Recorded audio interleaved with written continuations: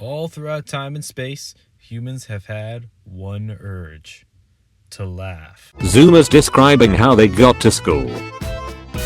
Teacher. The past was a very dark time. Okay, humans have been making jokes since at least 4000 BC, if Sumerian clay tablets about dogs walking into bars and women farting are to be believed.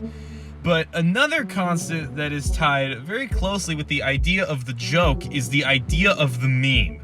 A meme, as defined by Richard Dawkins in 1976, is any cultural practice that is passed on through generations by non-genetic means. Some of my favorite examples of memes that aren't necessarily funny and are also very old are things like brushing your teeth, taking a bath, and Christianity. Nowadays, we see memes take a bit of a different form, not necessarily as cultural practices that everybody does, but more so as small, humorous tidbits of information that are spread primarily on the internet. Memes have always been a bit of a guilty pleasure of mine. I remember when I was in 6th grade, I used to go on my Chromebook, and since we weren't allowed to have our phones out in class, I would go on the Chromebook and I would Google funny dank memes to laugh at with your mom. And I would look at them for hours and hours on end through a mostly ironic lens, but sometimes it would get kind of like post-ironic sincerity where I'm almost laughing at the actual joke, but not really. Today I want to look at one particular kind of meme that I think encapsulates this whole modern idea of what a meme is very well, and that is the advice animal. Advice animals are a very old meme. Pretty much any meme that predates like the 1940s that contains irony could be considered an advice animal. I don't have any specific examples, but I imagine that at some point someone made a joke like purposefully giving bad advice to somebody to make them laugh. But I think modern advice animals can sort of be traced back to one meme. And that is in the 1940s when American soldiers fighting in World War II would take a stencil or a rock or something and carve a little guy onto a wall, and they would write "Kilroy was here" on the side. That uses both features of an advice animal that I think make a meme an advice animal. That is a caption, "Kilroy was here," and a beast, that being Kilroy with his big penis nose. And I think this meme is way ahead of its time because it echoes on this idea of writing your name on a wall as simply a way of declaring that you were there. People have been doing this forever. There are Nordic runes on the Hagia Sophia in Istanbul that say Halfdan was here. And that's from almost 1,000 years ago. So people have been scribbling the old John Hancock on this stuff for a very long time. But this specific instance with the caption, "The Kilroy was here," and the picture of the guy, I think makes this more of an advice animal than John scratching his name into Abraham Lincoln's cabin. About, I don't know, 50 years after the first advice animal, Kilroy was here in the 40s, came the 1990s and the rise of the internet. The internet was escaping military bases and college campuses and was entering everyday people's homes. The earliest meme that I consider to come from the internet was the dancing baby with "Hooked on a Feeling" by Blue Swede in the background. It comes from a TV show from the 90s called Ally McBeal, in which the titular character wakes up in a hospital bed and sees the baby dancing in the room. But that's not an advice animal. That's something you would email your friends to make them laugh. I think the first advice animals start to appear around 2005. And to kind of take you on a journey through the advice animal ages, I think we should talk about a few. So first, let's analyze this one. This is Scumbag Steve. Scumbag Steve came out in 2011 after this guy Blake Boston got his photo reposted to Reddit, and people said he kind of looked like a douchebag. And people started making jokes about that. The one we see here contains Steve offering to buy beer and then buying Natural Light, which is considered by lots of people to be low quality beer. So this meme is one of the most basic advice animals I've ever seen. It's not the most basic. The most basic would probably be Advice Dog from like 2005, and that's the original advice animal, but I don't want to talk about it 'cause it's kind of boring. And we see this is phase 1 of advice animals, okay? You have the beast in the background, which is Scumbag Steve, and then the caption is, you buy the liquor, I'll buy the beer, in case of Natty Light. That is phase 1 advice animal, which I'm gonna call AA1 for convenience. That is set at work, at total work here. And most people who like these now are like 45 to 68 years old, and they laugh at these because this is what advice animals looked like when they first started using the internet about 20 years ago. And back then, I think these memes were more intended, this meme in particular was more intended for young men above the age of 10 but under the age of 30. Guys, like, you would have gone to high school with Scumbag Steve, probably, and he, like, was your smoking buddy or something. And it's a relatable situation because everybody, most people, not everybody, who is in that age group knows this guy. And it's sort of bringing to light this issue so more people can relate to it, maybe call it out in their friend group, that Scumbag Steve is untrustworthy, he steals from people all the time, he's lazy, he is misogynistic, and is overall not a very good person. So Scumbag Steve memes kind of bring to light that this is a bad guy, you should not like this guy, and if you know him, you should try and get him to stop being the way he is. You're meant to laugh at him. He's meant to be mocked, and it's echoing this almost universal experience among young men in the early 2010s of this guy that would ask you to lend him money so he can pay for lunch and then stop at the convenience store on the way home to buy cigarettes. We don't like this guy.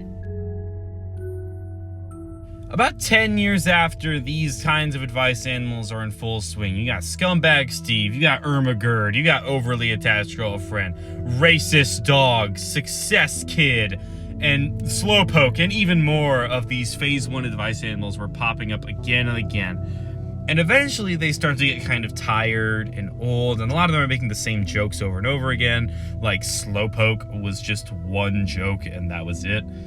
That led to, in late 2014, early 2015, you start to see a shift in not just advice animals, but memes in general. You get these memes that are a beast on the bottom and then a caption on top. Usually a short caption, lowercase Helvetica font. Unlike phase 1 advice animals' big, loud impact, you get these more subdued memes that are 1,000 times more extreme.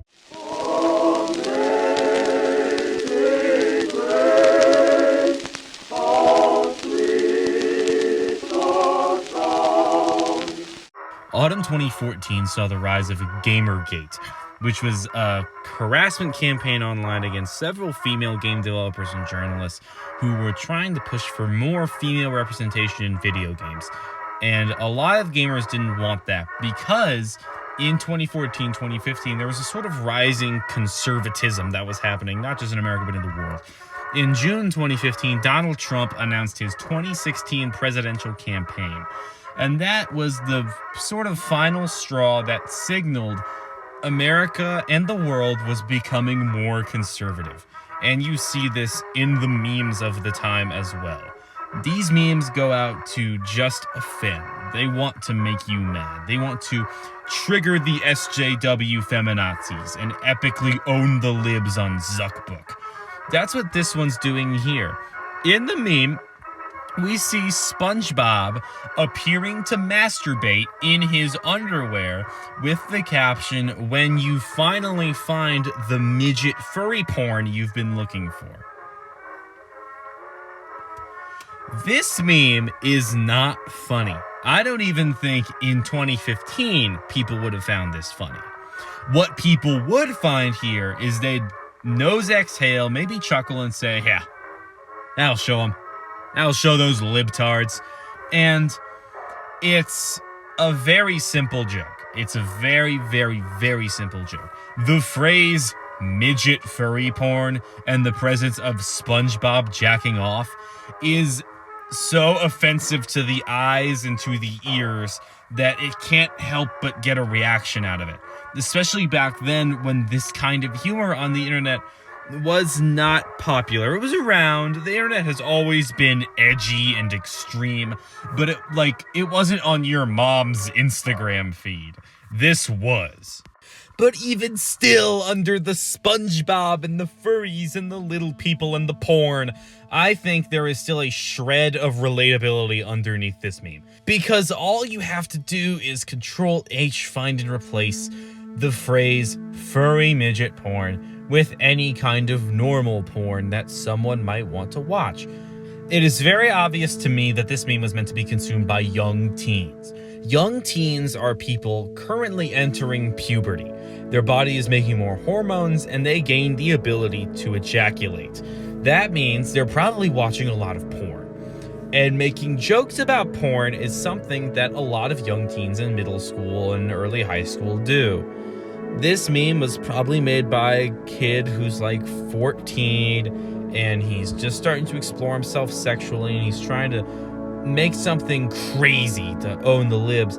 And underneath all of this, I think, is a real feeling that a lot of young men have. Finding the perfect video. All young men who watch porn want to do is find the perfect video. And this meme echoes that, even if furry midget porn is not the perfect video for the person who made this meme, whoever they might be. Of course, all things must pass, all good things must come to an end, even if they're not good things. Eventually, we get past 2015, 2016, 2017, 2018. All these memes are still very popular in both the Advice Animal Circle and the wider internet. When we get to 2019, though, we start to see a pushback to this kind of meme. And this is a sort of thing that happened online too. People started the pushback against the conservatism with more progressive posts. Tumblr was very popular around 2016, 2017 to 2019 because Tumblr basically shut down in 2019, so they all spread across the internet. And you see the most oblique reaction to this is wholesome memes, which I hate. But wholesome memes, usually they involve cats, or it's mostly cats, and they just shower you with love and affection, and they make you feel so warm and fuzzy inside, but they don't really do anything. I don't like it, but that's my business. It's not for this video. As these memes sort of progress, they start to get a little more twisted up in the 2020s. And that eventually, I think, leads us to here. Advice Animals Phase 3, Stretch Talk. Now, this particular example is a very typical example of what these look like. There's a video in the background of someone playing usually Fortnite, and it's stretched vertically, and it has the 4 captions across the screen that say something. This particular example is echoing this idea that a lot of young men in the 2020s want to be emasculated. They want to be dominated by a strong, independent woman. And I can trace this phenomenon all the way back to the ancient year of 2021 with the release of Resident Evil Village. And in that game is an antagonist named Lady Dimitrescu, a 10-foot-tall vampire woman that caused the entire internet to get super horny all at the same time. And you start to see this come out of the woodwork a little bit of guys wanting a big titty goth GF to dominate them and control them in a way. And I think in a rising culture of alpha males and red pillars and looks maxing and all these things, it's reactionary for guys to sort of say they don't want to lead a relationship. They want to be held down. They want to be told what to do. It's almost liberating in that way. And that's what this meme says. He's using the emoji in the meme to indicate the fact that he wants his GF to be dominant and call him a good boy. And that's about as simple as it gets. To conclude, Advice Animals are some of the most iconic memes in internet history. From their beginnings in like 2000s as very simple jokes that had one punchline and one punchline only, to ribald, offensive caricatures of memes, fresh, daily, juicy, dank memes, to now where they're almost unrecognizable from what they were before. They're videos now. They tell completely different jokes. Some of them don't even tell jokes, they just voice opinions. And I think that's a testament to the longevity of the internet, is things on the internet, once they get online, never go away. Even if it feels like they do, everything that is online stays there forever. What is what will always be, and what has been done is what always will be done. There is nothing new under the sun. Thank you.